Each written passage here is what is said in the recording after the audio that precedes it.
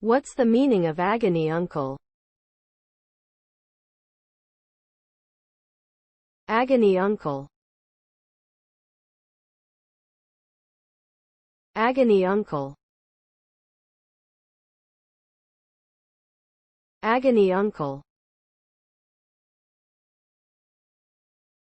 Agony uncle. Agony uncle.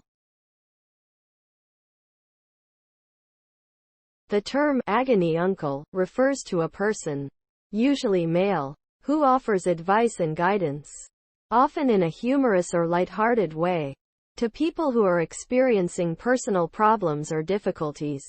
The phrase is commonly used in the context of advice columns in newspapers or magazines, where readers write in seeking help with their problems. Agony uncles typically provide practical suggestions, emotional support and reassurance, and may also inject some humor into their responses to help alleviate the reader's distress.